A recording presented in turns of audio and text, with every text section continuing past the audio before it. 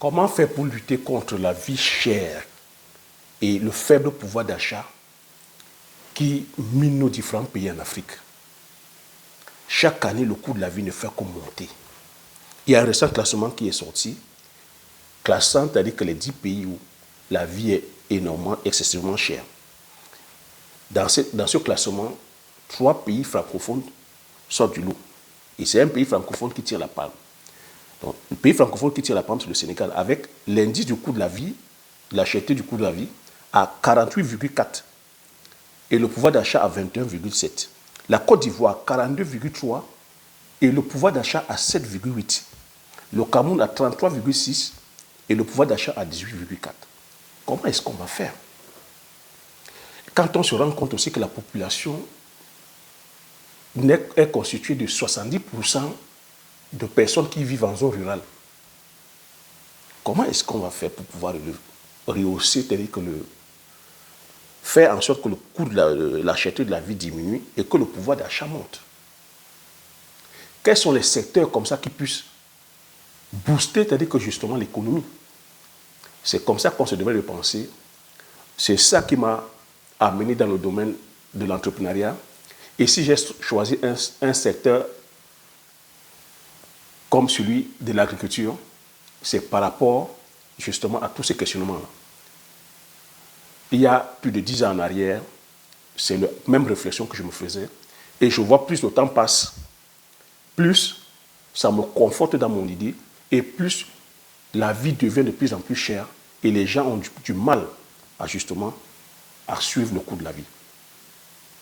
Donc, sur cette vidéo aussi, je vais me proposer de partager avec toi une culture qui pourra comme ça booster, c'est-à-dire que le PIB de l'Afrique, booster le PIB de nos différents pays d'Afrique, qui pourra apporter le pouvoir d'achat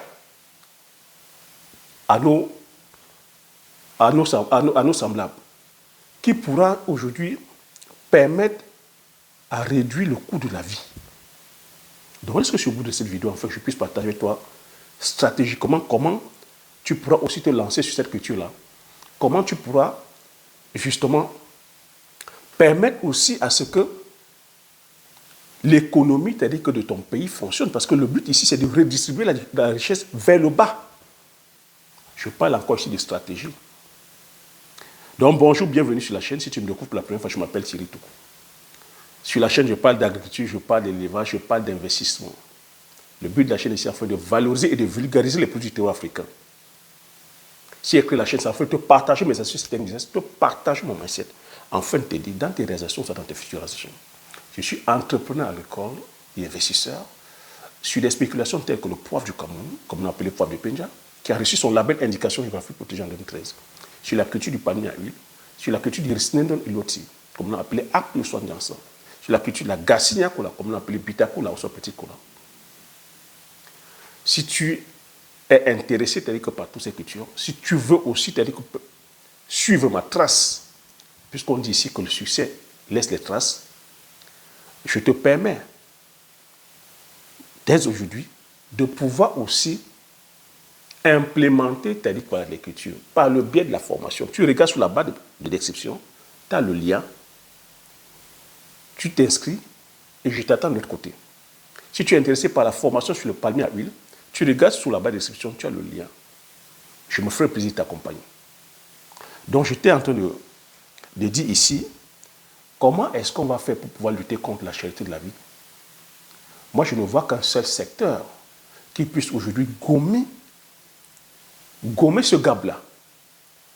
Parce que si la vie est chère aujourd'hui, c'est parce que il faut comprendre que nous ne sommes pas dans la phase de production. Nous ne produisons pas assez. Et quand je dis si nous ne produisons pas assez, il faut bien me comprendre. C'est qu'on a fait le choix de tout importer. On a coutume à dire qu'on importe jusqu'aux allumettes, on importe jusqu'aux cure-dents. On importe, c'est-à-dire que les denrées de première nécessité, le riz, les céréales, le poisson, l'alimentation, tous ces conserves. Vous n'avez qu'à voir tous ces hypermarchés qui arrivent chez nous, les Auchan, les Carrefour. La liste est énorme. C'est des denrées alimentaires qui arrivent, qui sont produites ailleurs, qui ont reçu des subventions dans les différents pays d'Europe, d'Asie, d'Amérique, qui viennent compétir contre les produits locaux où il n'y a pas de subvention. C'est des produits qui sont des fois exonérés d'impôts, qui viennent faire du dumping. Ces produits, lorsque nous les consommons, que ce soit l'alimentaire, que ce soit dans les services, l'électroménager, que ce soit même dans les services, c'est des produits qui ont permis à d'autres économies de tourner. Et nous, on vient plutôt faire tourner d'autres économies. C'est ça qui fait en sorte que le pouvoir d'achat soit faible, parce que derrière, nous n'avons pas d'industrie. On n'a pas d'industrie qui puisse employer autant de personnes afin de pouvoir donner le pouvoir d'achat. Et derrière, si nous ne sommes pas là à transformer nos chaînes de valeur endogènes pour pouvoir réduire le coût de la vie, ben, qu'est-ce qui va se passer? Ça va occasionner l'inflation. La vie va devenir chère et le pouvoir d'achat ne va pas suivre. Donc c'est pour cela que lorsque vous voulez aller vous lancer en business, c'est des paramètres comme ça qu'il faudra prendre. Vous voyez qu'aujourd'hui, nous allons produire, nous allons nous lancer en business. On ne prend pas ces paramètres-là. On est plutôt dans le gain rapide. Ah, je suis investisseur dans la crypto-monnaie. Qu'est-ce que la crypto-monnaie apporte comme enrichissement au niveau de ton pays en Afrique?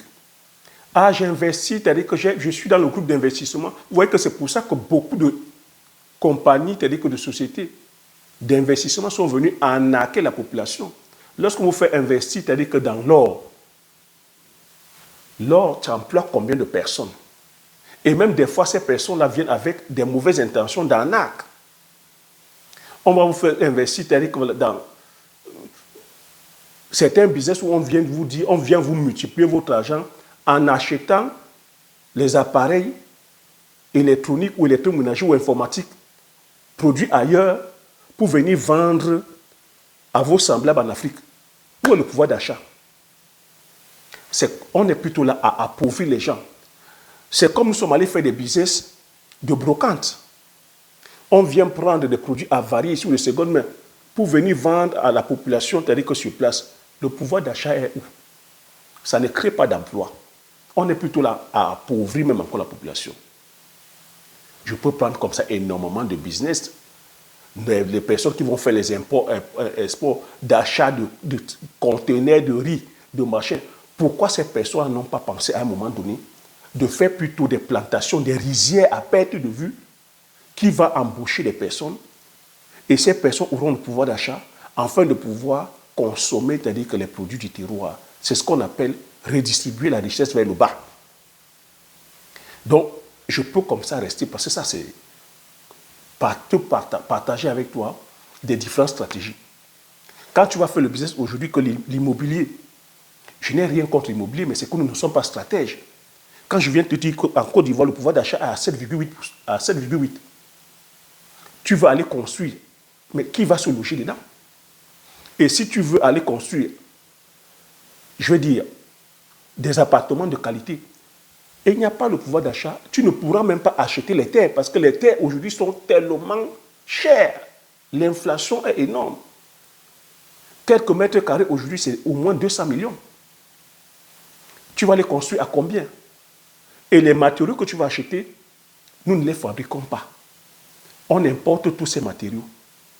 Donc tu vois que c'est ça qui fait en sorte que le coût de la vie devient de plus en plus cher et que le pouvoir d'achat ne suive pas. C'est ça qui fait en sorte que nous ne serons pas là à redistribuer la richesse vers le bas. Donc, pour moi, la culture que je vais partager avec toi, qui pourra comme ça te permettre de rentrer dans la prospérité, te permettre aussi de redistribuer la richesse vers le bas. Je t'ai dit ici que le secteur qu'on se doit de chérir, qu'on se doit de mettre l'accent, c'est le secteur agricole. Et dans ce secteur agricole, je vais partager avec toi une culture, la culture du poivrier. J'ai partagé avec toi, comme ça, plusieurs séries de vidéos où tu pouvais commencer sur 1000 mètres carrés et je t'ai donné le rendement et justement la rentabilité. Aujourd'hui, je partage avec toi ce que tu peux gagner sur 1 hectare. 1 hectare de poivrier peut te générer 500 millions de francs CFA. Je peux répéter, 1 hectare de poivrier peut te générer 500 millions de francs CFA. 1 hectare. Soit 763 368 euros. Le poivrier. Tu vas me dire, le poivrier, c'est quoi? Le poivre, tout le monde consomme le poivre. Le poivrier, c'est une liane dont le nom scientifique est l'Elias guinnessii. Ça pousse dans les zones tropiques. Il y a une formation qui est déjà préparée. Il y a la formation qui est disponible.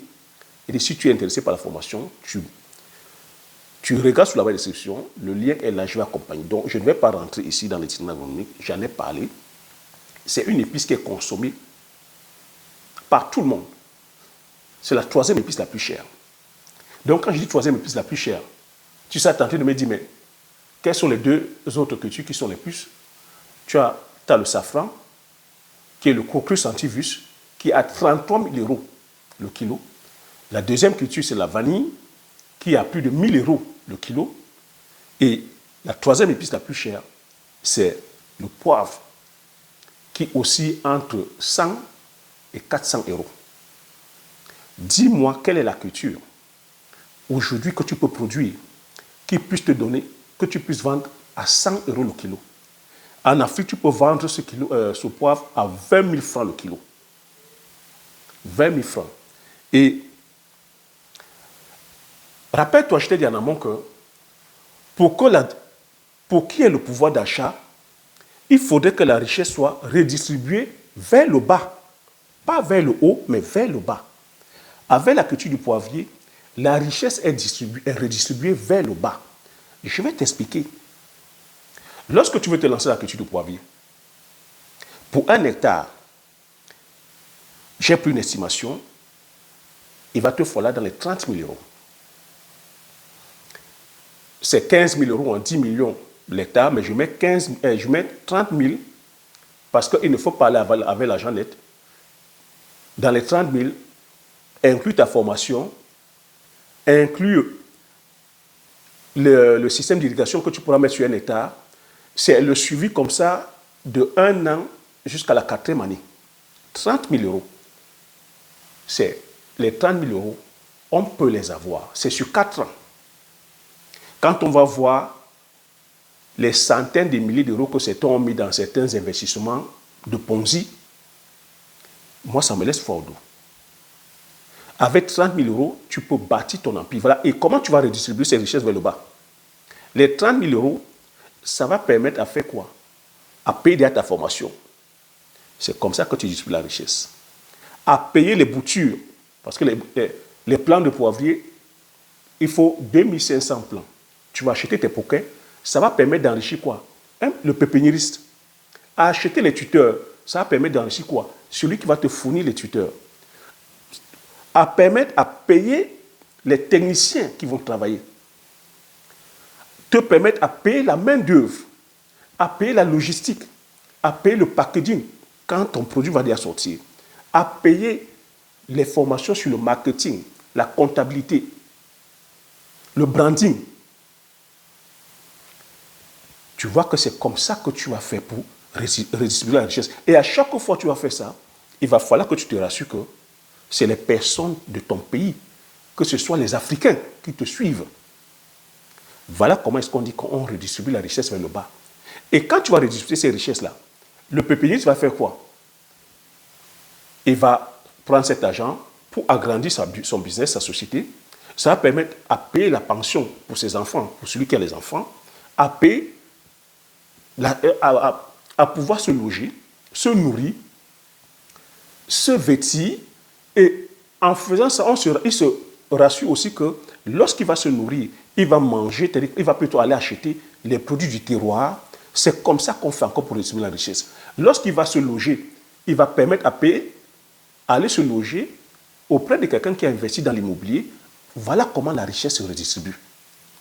Je ne sais pas si tu vois un peu la puissance du business. Avec tes 30 000 euros, voilà comment tu vas redistribuer la richesse. Maintenant, Tu vas me dire, mais 30 000 euros, c'est beaucoup. Non. Qu'est-ce que tu gagnes en retour? Parce qu'il faut savoir que pour gagner, il faut savoir aussi dépenser. Maintenant, ce que tu gagnes en retour, je te dis que sur un hectare peut te générer 500 millions. 500 millions de francs CFA. Quand tu dépenses 30 000 euros et que tu vas gagner 763 368 francs, franchement, quand tu mets sur la balance 30 000 euros et qu'en retour tu gagnes 763 368 francs, dis-moi,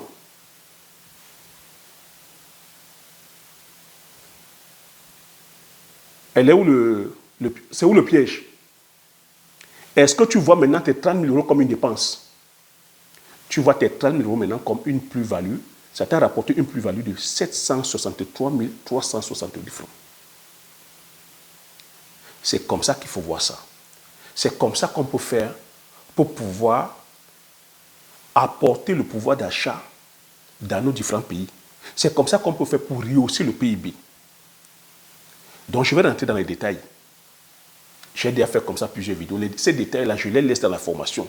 Mais c'est pour te montrer juste la puissance de l'agriculture et la puissance de certaines cultures. Je te parle d'un hectare. Je ne te demande pas d'aller sur 10, 15, 20, 30 hectares. Un hectare seul. Ça, c'est dans le cas où, j'ai dit 2500 pieds, un pied de poivrier te produit par exemple 10 kilos. C'est possible aujourd'hui. Dans la formation, je vais te détailler. Dans l'accompagnement, je vais te détailler. On a des variétés aujourd'hui qui peuvent te donner 10 kilos. À partir de la 7e année, 10 kilos. On a des variétés. Il faut savoir que le poivrier, on a comme ça plusieurs variétés. Il y a des techniques aussi culturelles. Donc, si tu as comme ça 2500 pieds et que ça te produit 10 kilos par pied, tu as 25 tonnes l'hectare. Et les 25 tonnes l'hectare, si tu multiplies par 20 000, parce qu'on vend le poivrier, tu peux vendre le poivrier bord champ à 20 000 francs. Ça te donne 500 millions. 500 millions. Admettons maintenant que, justement, pour les raisons météorologiques, pour les raisons que tu n'aies pas, même la variété de poivrier qui donne 10 tonnes, que tu n'aies même pas suivi l'itinéraire, et que tu sois même seulement à 4 kilos le pied. 4 kilos le pied blanc. Tu fais fois 2500, ça te donne 10 tonnes. 10 tonnes, tu fais fois 20 000, ça te donne 200 millions. Si tu as même dépensé 30 000 euros pour aller gagner 200 millions, franchement, de toi à moi, c'est qui gagne? Et 200 millions, c'est quoi en euros? C'est 305 343 euros. Tu dépenses 30 000 euros pour aller gagner 305 343 euros. Les amis, quand on va en business, c'est la valeur qu'il faut regarder. Il ne faut pas dire, ah, c'est trop cher à mettre en place. Qu'est-ce que ça t'apporte? Quelle est la valeur ajoutée que ça te donne? Admettons même que ces 10 tonnes-là, ces 10 000 kilos, que tu les vends même seulement à 10 000 francs. Tu ne les vends même pas à 20 000, tu les vends à 10 000. Ça te donne 100 millions. 100 millions convertis en euros, ça donne 152 671 euros. Je peux répéter, 152 671 euros. Tu as dépensé 30 000 euros sur 4 ans et tu te retrouves en train de gagner 152 671 euros chaque année pendant plus de 80 ans, voire 100 ans. C'est comme ça qu'il faut voir l'investissement. Et c'est un investissement qu'il faut voir sur le long terme. Mais sauf qu'aujourd'hui, on n'a pas cette vision-là. Sauf qu'aujourd'hui, ce qui nous tue aussi, c'est qu'on n'a pas cette connaissance. Il y a des cultures comme ça, voilà. Très peu de personnes savent ça. Nous ne sommes que 500 producteurs au Cameroun. 500 producteurs au Cameroun. En Afrique, combien? Très peu. Et ces cultures-là ne se produisent que dans les pays des tropiques. Et la consommation est basée où on a énormément de consommateurs en Occident. Et le pouvoir d'achat, c'est où? C'est en Occident. Ça, je te parle seulement les chiffres, les chiffres vendus, c'est-à-dire qu'en Afrique, Imagine maintenant, si tu viens vendre ça en Occident, tu multiplies maintenant les 20 tonnes par 100, uniquement par 100. Tu vois le chiffre que ça donne. Multiplie les 10 tonnes par 100 000, par 100 euros, tu vois les chiffres que ça donne. Donc tu vois que nous sommes là à négliger le secteur agricole, alors que c'est ce secteur agricole qui viendra comme ça sortir, c'est-à-dire que je dis encore, j'insiste que sortir l'Afrique de la pauvreté, de la cherté de la vie et donner le pouvoir d'achat. Donc tu as vu l'ensemble des chaînes de valeur que j'ai citées. C'est des personnes que ça va justement impacter. Et ces personnes impactées auront le pouvoir d'achat, iront consommer maintenant les produits et services endogènes que nos semblables produisent. Ça peut aussi se transcrire dans plusieurs de nos produits. Je dis que c'est l'agriculture. On se doit aujourd'hui plutôt d'apporter, de valoriser les différentes chaînes de valeur. En valorisant les différentes chaînes de valeur, ça va permettre à redistribuer la richesse vers le bas. En redistribuant la richesse vers le bas, ça va booster l'économie et impacter le PIB de différents pays. Donc tu vois, sur 1 hectare, tu as 500 millions.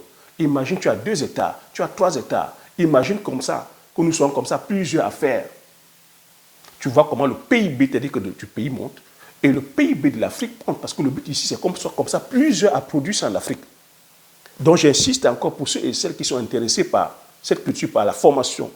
La formation est disponible, c'est sous la base des restrictions. Commençons rapidement parce que si nous voulons voir notre pays, nos différents pays riches, si nous voulons lutter contre la cherté de la vie, on se doit de valoriser et de vulgariser nos chaînes de valeur endogènes. On se doit de redistribuer la richesse vers le bas. Éviter de venir faire ces business, justement, qui permettent de sortir les capitaux, qui permettent la fuite des capitaux. Oui, vous allez peut-être gagner peut-être en construisant votre maison, en achetant votre voiture. Mais c'est des business qui sont éphémères parce que quand on dit que le pouvoir d'achat est faible et que toi, tu vas plutôt à chaque fois importer les produits déjà manufacturés, tu vois que c'est une question de temps. Pendant combien de temps ton business va durer? Parce que si le pouvoir d'achat est faible, les gens ne vont pas suivre et c'est ton business qui va tomber. Alors qu'avec une culture comme ça, c'est un business qui est essentiel. Le poivrier se trouve sur toutes les tables, des riches comme des pauvres. C'est un aliment, c'est un médicament en même temps. Donc c'est un alicament. Donc ça a des effets comme ça bénéfiques dans le corps. Ça s'accompagne avec toutes les sauces. Et je profite aussi de l'occasion pour dire, pour ceux et celles qui sont aussi intéressés par la commercialisation, par la consommation de ce produit, ça, c'est ma production. Je suis en train de suivre le processus de création de marque aussi. Bientôt, vous allez consommer, c'est-à-dire que ce magnifique, c'est-à-dire que, je veux dire, cette magnifique épice, riche en saveurs, avec des arômes hors du commun, ayant, c'est-à-dire que justement des qualités organoleptiques hors du commun, dues à notre terroir. Ça a été fait par les hommes et les femmes maîtrisant, c'est-à-dire que le savoir-faire.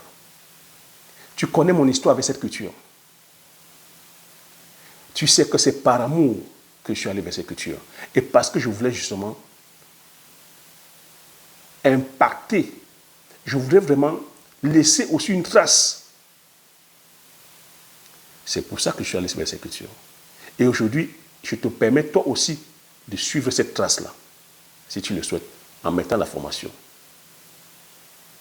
Donc aujourd'hui, n'allons plus vers ces business éphémères où on est là à nous miroiter les gains de 200%, 300%, 400%, 1000% en un mois, en 2 mois. Allons vers les business générationnels, les business qui vont sur le long terme. Je dis que la culture poivrée ici, ça entre en production à partir de 2 ans et demi, 7 ans la maturité, et tu peux le compter comme ça pendant plus de 80, 100 ans. C'est un patrimoine, c'est un legs que tu peux laisser à tes enfants, aux enfants de tes enfants. C'est comme ça qu'on peut faire pour créer la richesse. Quand tu as 1 hectare, 2 hectares, 3 hectares, tu vois la main-d'œuvre que tu vas apporter, tu vois l'impact que tu vas créer. C'est comme ça que tu pourras aussi faire pour redistribuer la richesse vers le bas et rehausser le pouvoir d'achat de ton pays. Voilà ce que je voulais partager sur cette vidéo. J'espère que tu as aimé, j'espère que tu as appris des choses. Si tu as aimé, laisse le like, laisse les commentaires, donne-moi ton avis. Comme j'ai dit aussi, je t'attends de l'autre côté, afin qu'on puisse commencer à travailler ensemble. Partage massivement la vidéo autour de toi, afin que ça puisse comme ça impacter un très grand nombre. Comme j'ai coutume à dire, l'information c'est la connaissance c'est la richesse. Une fois que tu as ces informations, tu appliques tes stratégies et tu passes l'action massivement afin d'impacter ta vie et impacter la vie de tous ceux qui t'entourent. Sur ce, je te dis merci. À la prochaine vidéo. Ciao.